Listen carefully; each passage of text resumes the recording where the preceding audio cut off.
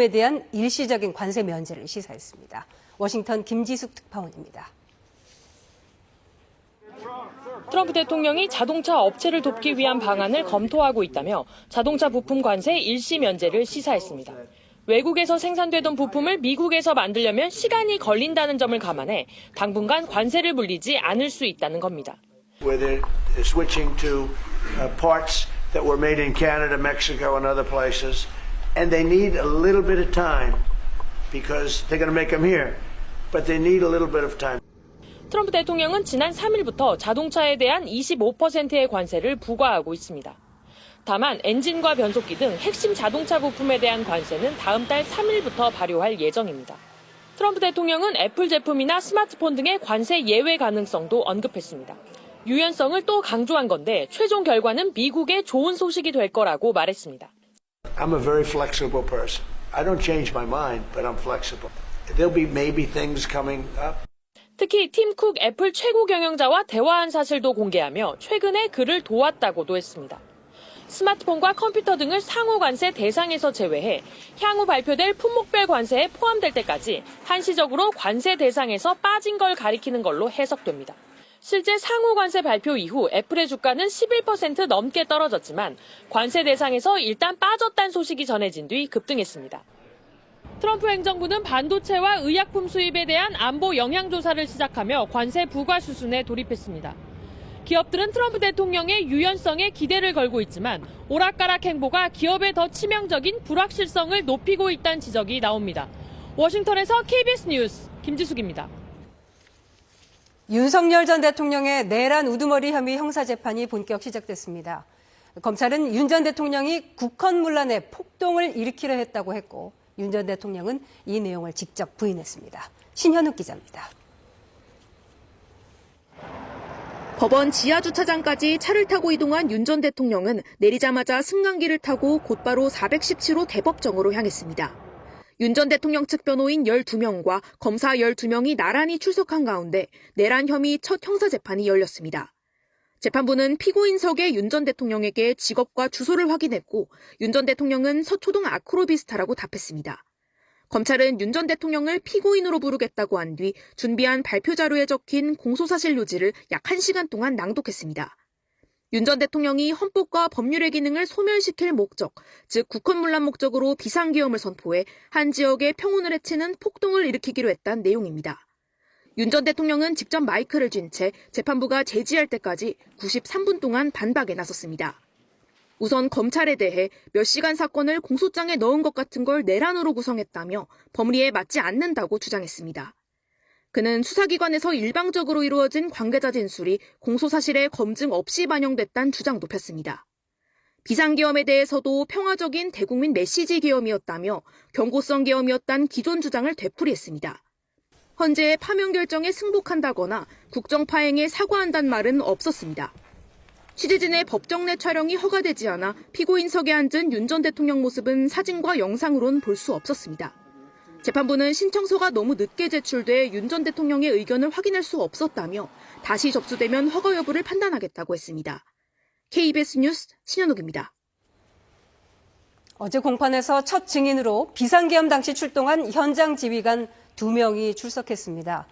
이들은 국회의원을 끌어내라는 확실한 지시가 있었다고 증언했는데 윤 전 대통령은 증인 순서에 정치적 의도가 있다며 이의를 제기했습니다. 이호준 기자입니다. 지난 2월 윤 전 대통령 탄핵 심판 때 유일하게 재판부 직권으로 증인 채택된 조성현 수방사 제1경비단장. 당시 헌재에서 상급자로부터 12.3 비상계엄 때 국회의원을 끌어내라는 지시를 받았다고 증언했습니다. 그러니까 정확하게 워딩이 본청 안으로 들어가라. 국회의원을 끌어내라. 이렇게 했단 말입니까? 그렇습니다. 내부로 들어가서 의원들을 끌어내라. 윤 전 대통령의 첫 형사재판에서도 동일한 증언을 했습니다.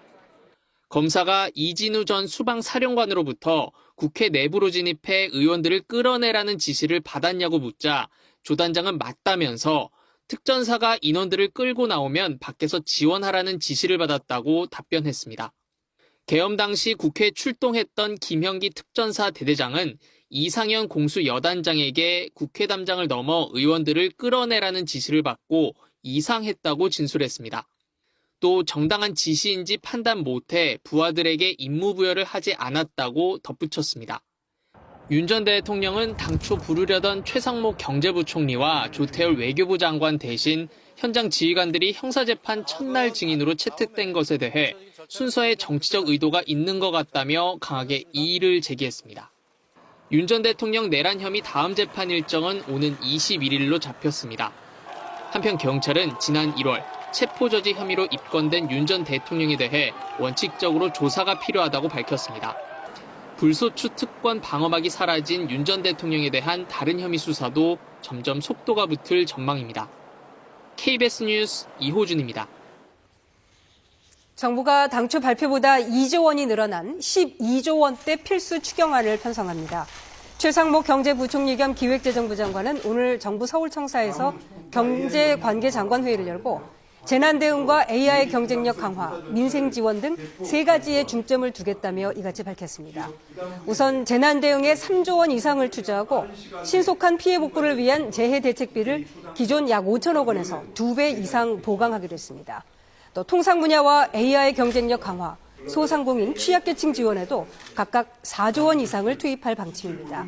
최 부총리는 빠른 추경 통과를 위한 국회 초당적 협력을 요청했습니다.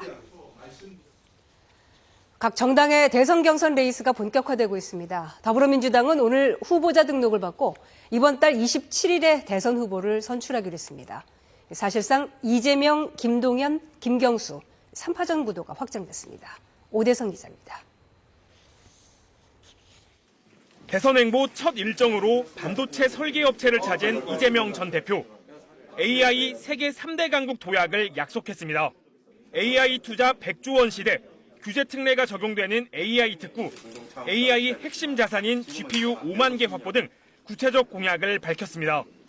국가 공동체가 어떤 역할을 통해서 인공지능 사회에 대비해 나갈지를. 김경수 전 경남지사는 김대중, 노무현 전 대통령 묘역을 참배한 뒤 문재인 전 대통령을 예방했습니다. 행정수도 세종 이전을 공약한 데 이어 서울과 세종 두 곳에 대통령 집무실을 설치하겠다고 밝혔습니다. 여야와 각 당의 대통령 후보가 합의한다면 대통령 취임일 전까지 충분히. 김동연 경기지사는 청년들을 만났습니다. 등록금 인하, 연금 개혁 등을 화두로 던지며 청년 표심 얻기에 나섰습니다. 마음을 열고 이야기 나왔으면 좋겠습니다. 제가 배울 게 많더라고요. 가장 먼저 출마를 선언했던 김두관 전 의원은 경선 룰에 반발하며 경선 불참을 선언했습니다. 민주당 대선 후보는 오는 27일 확정됩니다. 오늘 하루 후보자 등록을 한 뒤 2주간 4차례 당원들이 참여하는 권역별 순회 경선을 합니다. 21일부터 27일 사이 이틀간 국민선거인단 투표를 거쳐 27일 최종 후보를 선출합니다. 후보자 합동 TV 토론회는 오는 18일 실시됩니다. KBS 뉴스 오대성입니다. 국민의힘은 오늘 경선 후보 등록을 마감합니다. 홍준표, 김문수, 한동훈, 안철수 이렇게 4강 경쟁이 본격화하고 있습니다. 김희대 기자입니다. 2017년 탄핵 전국 대선에 출마했던 홍준표 전 대구시장. 당시 패전 처리 투수에 그쳤다면 이번엔 승리의 구원 투수가 되겠다며 출사표를 던졌습니다. 개헌과 규제개혁, 노동 유연화, 북한 핵에 대응한 핵균형론 등을 내세우며 선진대국의 기틀을 다지겠다고 공약했습니다. 이제 탄핵 찬반에 얽매이지 말고 대선 승리를 위해 뭉치자고 호소했습니다. 계엄 사태가 탄핵으로 정리되는 만큼 이재명 후보도 사법 심판대로 돌려보내야. 김문수 전 장관은 이문열 소설가를 명예선대위원장에 임명하는 등 경선 조직 정비에 속도를 냈습니다.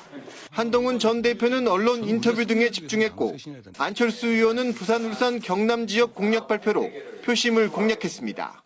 부산고 출신 안철수, 오늘 고향에 돌아와서 PK의 새로운 도약을 위해. 경선 주자들 간 신경전도 불붙었습니다. 나경원 의원이 탄핵 찬성파인 한동훈 전 대표만큼은 이기겠다며 공세를 펴자. 제가 도저히 같이 할 수 없는 후보도 있지만. 한동훈 전 대표 말씀하시는 거예요? 조금 그러네요. 한 전 대표는 2012년 대선 당시 박근혜 후보를 떨어뜨리려 나왔다는 내통합진보당 이정희 후보 사진을 SNS에 올리며 기득권에 연명 말라고 맞받았습니다. 경선 후보 등록 마감을 앞두고 유정복 인천시장, 이철우 경북지사, 양양자 전 의원 등도 분주한 하루를 보냈습니다.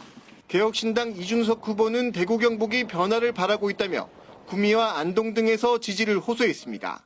KBS 뉴스 김유대입니다. 출마설이 거론되고 있는 한덕수 권한대행은 아직 명확한 입장을 밝히지 않았습니다.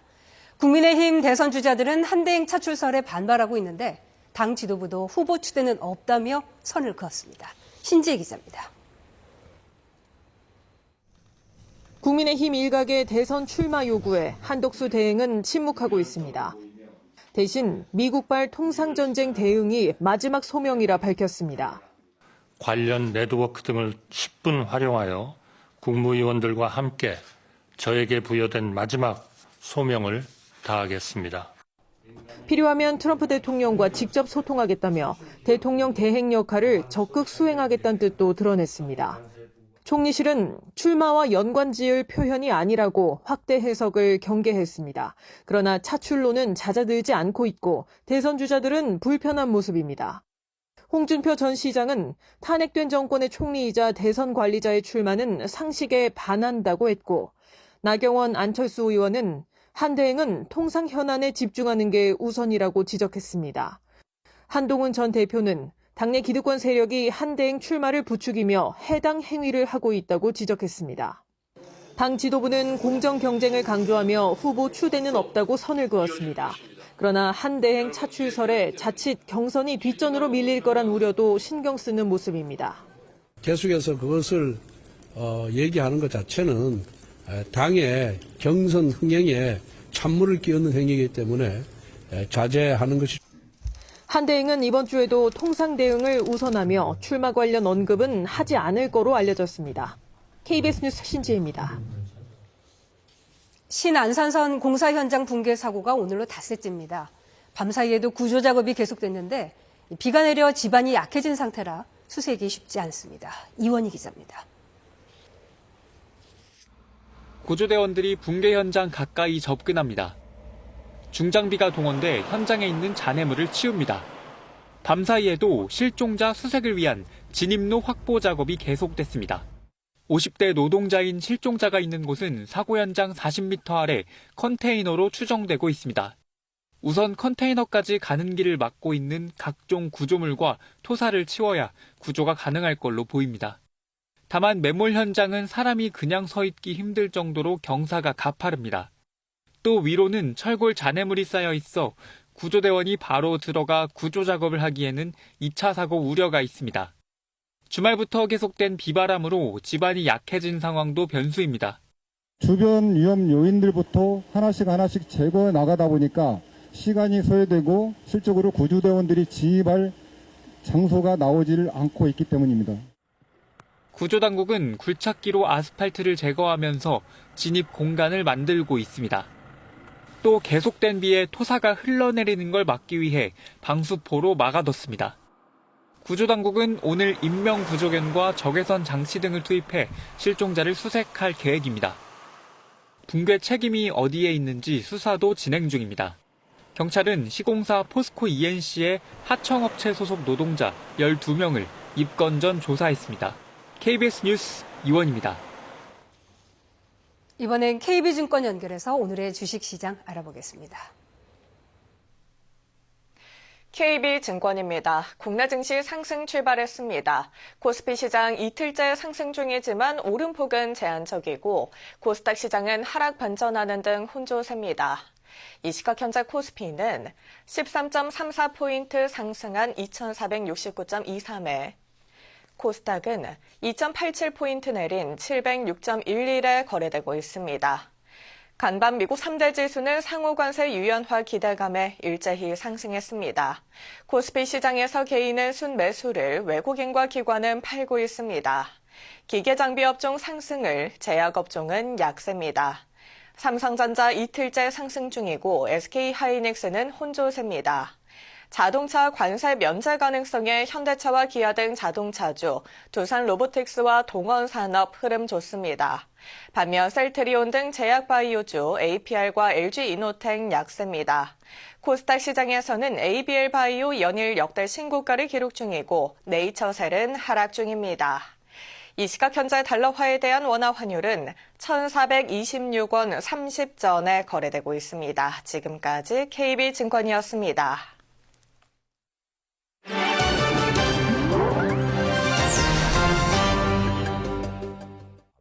베이징의 대표적 관광지 이허위안에 물에 빠진 물품을 건져 올리는 신기한 기기가 등장했습니다. 이허위안 전체 면적의 4분의 3을 차지하는 대형 인공호수 쿤밍호. 관광객들이 소지품을 물에 빠뜨리는 일이 자주 발생하는 곳입니다. 최근에도 휴대전화기를 빠뜨린 사람이 3명이나 있었는데요. 하지만 공원 관리소 측이 신기한 기기를 동원해 3분 만에 건져냈습니다. 可自发光 LED 的这个摄像头，并且屏幕也是从原来的这个4寸，然后升级到后面的5寸，使打捞的这个观察的效果更加的清晰。 이허위안에서는 쿤밍호에 소지품을 빠뜨리는 일이 연간 500건 넘게 발생하고 있습니다. 일반 장대나 자석이 부착된 장대 등 다양한 방법을 시도해봤지만 성공률이 50%도 안 됐는데요. 고민 끝에 카메라와 모니터를 부착한 기기를 개발했고 그 덕분에 1시간 이상 매달려도 실패하기 일쑤였던 일을 3분 만에 성공시킨 겁니다. 지난 6개월간 이 기기로 건져 올린 물품은 휴대전화기와 다이아 반지 등 50개가 넘는데 경제적 가치로 따지면 30만 위안, 한화 6천만 원에 달하는 규모라고 공원 관리소 측은 밝혔습니다.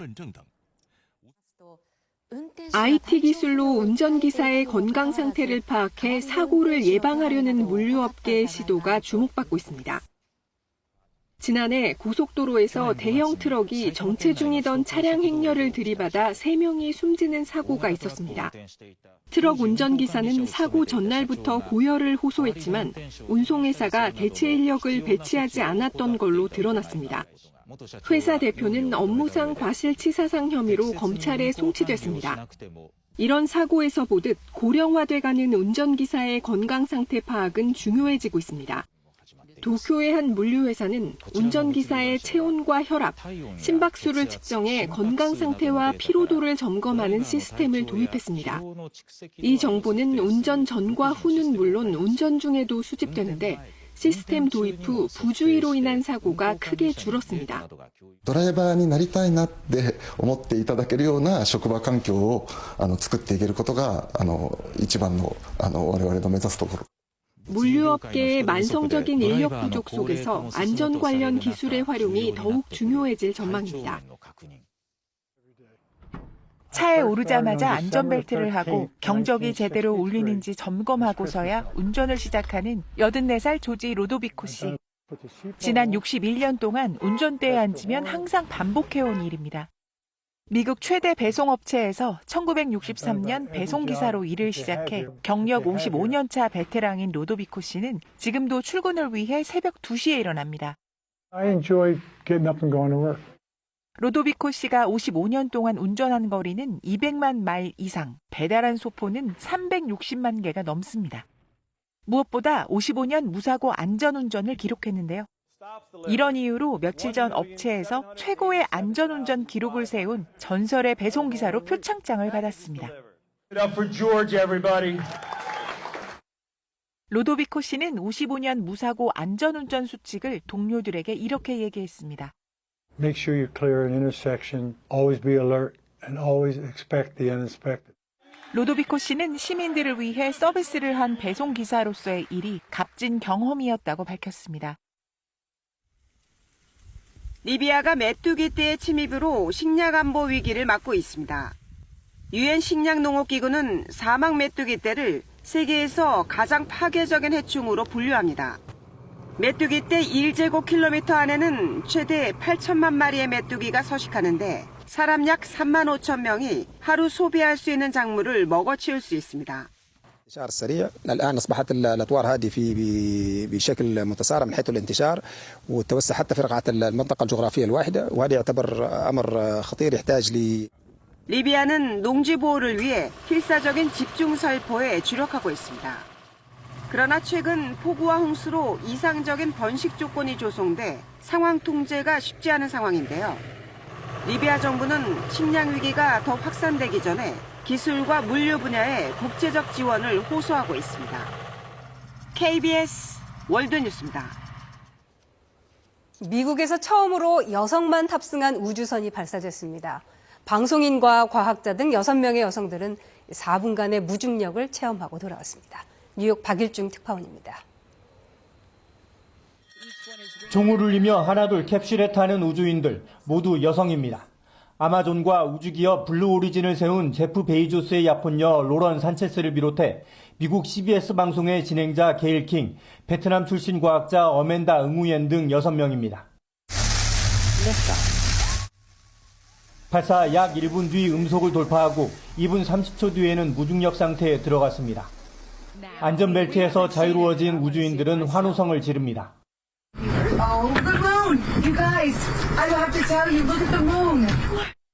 약 100km 상공의 최고점에 도달한 뒤 다시 내려올 때까지 이들은 안전벨트를 풀고 약 4분간의 무중력을 경험했습니다. 1 minute warning. 1 minute warning. 캡슐과 분리된 본 추진체는 역추진 엔진을 점화하며 예정된 곳에 무사히 선체로 착륙했습니다. 캡슐은 인근 지역에 낙하산을 펴고 내려앉았습니다.